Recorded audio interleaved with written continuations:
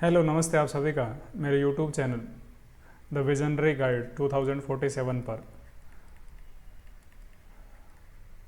आप सभी का स्वागत है। आज हम बात करेंगे हमारे एनपीएस और वर्सेज यूपीएस के बारे में, नेशनल पेंशन सिस्टम और यूनिफाइड पेंशन सिस्टम की, और बेस्ड ऑन एज कैलकुलेशन। तो इससे पहले मैं आपको रेफरेंस के लिए बता दूं, हमने पहले एनपीएस पे एक वीडियो बना रखे हैं, उसके बाद यूपीएस पे भी एक वीडियो बनाया है, क्या क्या इसमें अच्छाई है, एनपीएस की क्या क्या अच्छाई है, उन पर 2 वीडियो बना रखे हैं। और उसके साथ ही हमने एक और वीडियो बनाया है OPS versus NPS versus UPS. तो इन तीनों का भी वीडियो मैंने ऑलरेडी बना चुका है, लेकिन आज मैं आपको एज बेस्ड कैलकुलेशन करके बताऊंगा कि किस एज के लिए कौन सी पेंशन स्कीम सही रहेगी। जैसे किसी का रिटायरमेंट में 15 साल बचे हैं तो उसके लिए कौन सी स्कीम ज़रूरी है, किसी के लिए 25 साल बचे हैं। तो मेरा एक रिकमेंडेशन है और बेस्ड ऑन कैलकुलेशन है कि आपका यदि मतलब 25 साल बाद रिटायरमेंट है तो यदि ये यूपीएस से जाएंगे तो आपका कितना पैसा बनेगा, और एनपीएस से जाएंगे तो कितना पैसा बनेगा। ठीक है, तो उस सब की कैलकुलेशन है और मैं एक बेसिक कैलकुलेशन करके बता रहा हूँ, आप भी ऐसे कैलकुलेट कर सकते हैं। ठीक है, तो मैं आपको एक आइडिया दूँ। उससे पहले अच्छा है कि आप इन चीज़ों पर, जैसे अभी आपको पता है अप्रैल में सबको टर्नओवर होना है कि सबको एनपीएस से यूपीएस में मोस्टली लोग जाने का प्रयास करेंगे। तो उससे पहले सोचना कि एनपीएस और यूपीएस का वीडियोस देख लेना कि आपको एनपीएस में क्या खूबसूरती लगी, यूपीएस में क्या लगी, फिर आपको अंतर समझ में आएगा, ओ एनपीएस और यूपीएस में ये चीज़ें अंतर है। तो चेंज होने से पहले अच्छी तरह से वीडियोस देख लेना बहुत, क्योंकि मैंने इसके ऊपर कम से कम 1 महीने लगाया पूरा स्टडी करने में, और अभी मैं पूरा माइंडसेट एकदम क्लियर है कि मुझे आप लोगों को क्या क्या करना चाहिए। आप यदि एनी डाउट है तो आप मेरे से पूछ सकते हैं। ठीक है, मेरे कमेंट बॉक्स में डालेंगे, मैं उसका रिप्लाई कर दूंगा। और मैं इसके लिए एक अजम्पशन करके, बेसिक अजम्पशन करके चल रहा हूँ। एक आदमी है जिसकी स्टार्टिंग सैलरी कितनी है, 50,000। ठीक है, और मैं मान के चलता हूँ उसकी बेसिक सैलरी प्लस डी है। ठीक है, और एनुअल इंक्रीमेंट हर सैलरी में ऑलमोस्ट 3% का होएगा। और इन्वेस्टमेंट रिटर्न फॉर एनपीएस में देखो, जब तुम किसी कॉर्पस में इन्वेस्ट करोगे तो ऑलमोस्ट पर ईयर का 10% पर ईयर ना रिटर्न मिल सकता है। ठीक है, और pension under UPS 50% of the last 12 months average salary. जो भी एवरेज सैलरी मतलब बेसिक सैलरी होगी, जो आपकी लास्ट की बेसिक सैलरी होगी 12 मंथ्स की, उनका एवरेज निकाल के आपका उसका 50% आपको सैलरी दी जाएगी। इसके लिए यूपीएस का वीडियो देख लीजिएगा, आपको अच्छी तरह से समझ में आएगा। तो और एनपीएस में जब तुम्हारा एक कॉर्पस बन जाएगा इतना बड़ा, ठीक है, तो एनपीएस का जो कॉर्पस होगा उसका जो 60% भाग है उसको तुम मतलब एकदम विड्रॉ कर सकते हो और अपने अकाउंट में ले सकते हो। ठीक है, और जो 40% बचेगा उससे तुम्हारी पेंशन बनेगी। ठीक है, 40% फॉर एन्युटी। एन्युटी मतलब पेंशन है और गवर्नमेंट अपने पास रख लेगी। जो एन्युटी रिटर्न रेट है वो 6% मिलेगा। जो आपका जैसे पहले कॉर्पस तो 100% था, तभी तो आपको 10% तक रिटर्न मिल रहा था, और जब ये भाग निकाल दोगे आप तो आपका पैसा कम बचेगा, और फिर रिटर्न की रेट भी ऑलमोस्ट 6 से 6.75% से ज़्यादा नहीं मिलेगी। ठीक है, और सबकी ये मान के चलो रिटायरमेंट एज 60 ईयर्स है। कुछ लोगों की 62 भी है, 65 भी है, तो वो डिपेंड करेगा आने वाले टाइम पे। ठीक है, और अब देखो सबसे पहले उन एम्प्लॉयज़ की बात करें जो 10 years left for until retirement. ठीक है, 10 जिनका अभी 10 साल बचे हैं रिटायरमेंट, मतलब 50 की एज पूरी कर चुके हैं वो, और 60 पे वो यदि रिटायर होना है तो उनके रिटायरमेंट एज 10 साल है। तो अब सैलरी एट रिटायरमेंट कितना होगा, 67,200, क्योंकि 3% पर साल इंक्रीज हुए, और मेनली 50,000 उनकी सैलरी थी। ठीक है, रिटायरमेंट के समय उनकी सैलरी थी 67,200। ठीक है, और टोटल एनपीएस कॉर्पस इस हिसाब से उनका 10 साल में हो जाएगा 50 से 55 लाख। एक ये अजम्पशन है, ये मतलब करेक्ट कैलकुलेशन है। ठीक है, और एनपीएस मंथली पेंशन 40% है और एन्युटी 6%। तो यदि एनपीएस से अभी तुम 60% पैसा, तो जैसे 50 लाख है, 50 में 6 बचे 30 लाख तुम्हारा निकल जाएंगे। ठीक है, जैसे 50 लाख है, 50 लाख में 30 लाख तो तुम विड्रॉ कर लोगे, पीछे कितना बचेगा 20 लाख, और 20 लाख में 6% तुम्हारा एन्युटी मतलब 6% ब्याज भी मिलेगा, तो अपनी पेंशन कितनी हो जाएगी, 16,000। 16,000 एनपीएस से मंथली पेंशन बनेगी। लेकिन यूपीएस में क्या होगा, यूपीएस में तो आपकी सैलरी कितनी, 67,200, इसमें बेसिक भी थोड़ा ऐड है, तो मतलब 50% ऑफ लास्ट बेसिक, तो 33,600 रुपये पेंशन। तो यहाँ बेटर ऑप्शन क्या है, जिसके जैसे 10 साल बचे हैं उनके लिए बेटर ऑप्शन है UPS. Since 10 years left for investment NPS corpus will not grow significantly. तो अभी जिनके 10 साल बचे हैं सर्विस रिटायरमेंट, उनके लिए एनपीएस कॉर्पस बढ़ाने को, और यही एनपीएस का सबसे ड्रॉबैक था और इसी के लिए सारी स्ट्राइक हो रही थी, ठीक है। क्योंकि जिनके बहुत कम साल बचे हैं रिटायरमेंट होने में, उनको बड़ा नुकसान हो रहा है उनका। जैसे ये तो मैं मान के चला 50,000 जब उनका बेसिक है, और एक्चुअली में जब जो 10 साल सर्विस रहा है रिटायरमेंट हो रहे हैं उनका मतलब 50,000 नहीं होता, उनकी सैलरी होती है 20 से 30,000।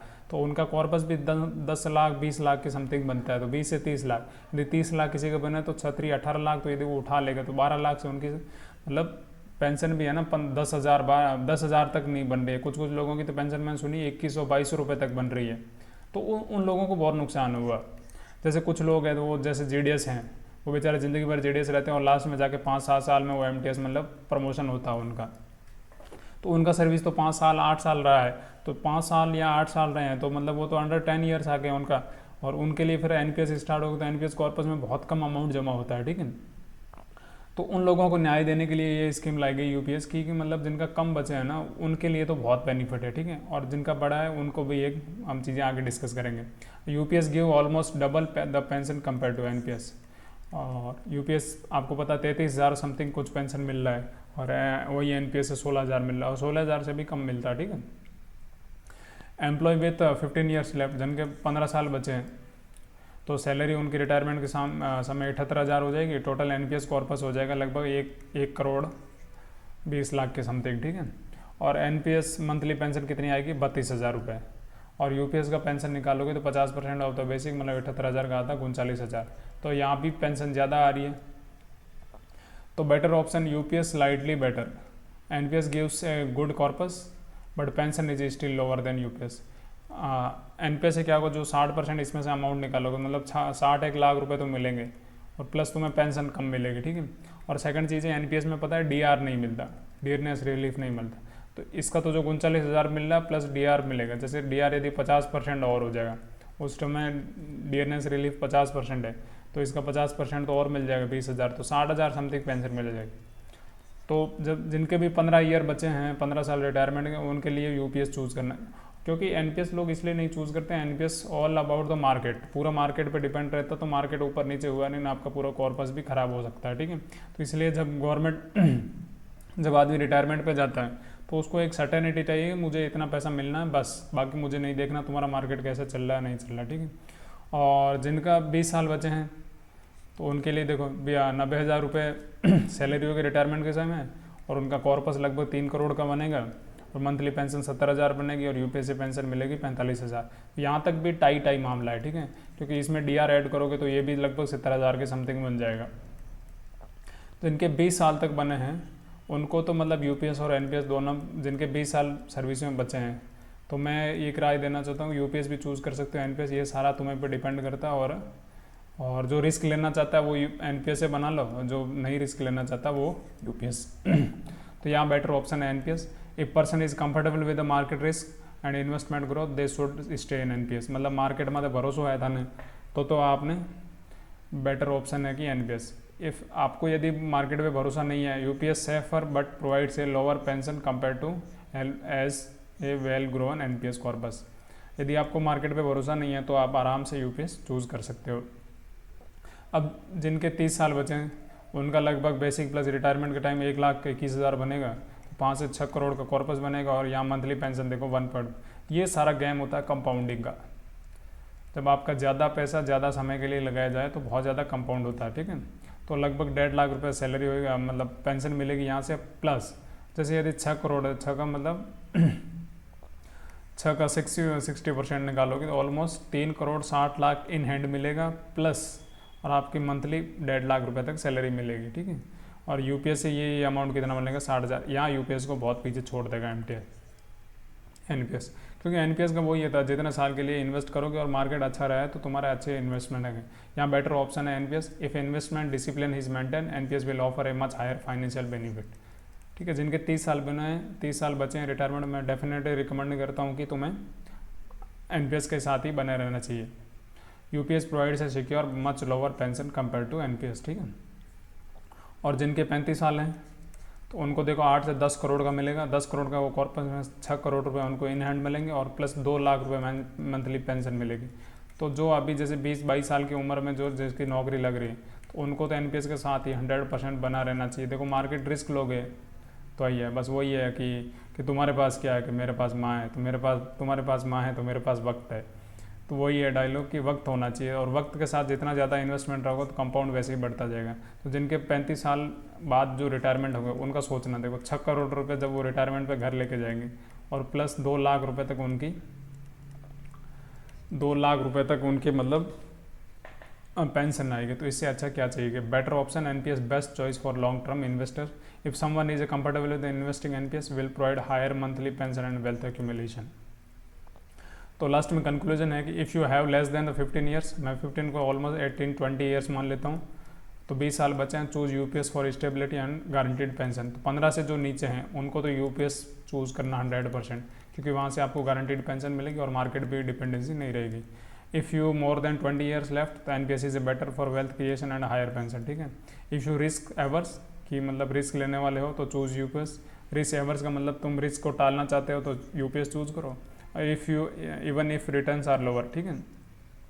तो आपको मैं कंक्लूजन बता दूं कि जो जिनका 15 साल सर्विस बचा है और उनसे कम है वो 100% यूपीएस करिएगा, और 15 से 20 के बीच में वो डिसीजन लेना है आपको कि आपको क्या चाहिए, ठीक है।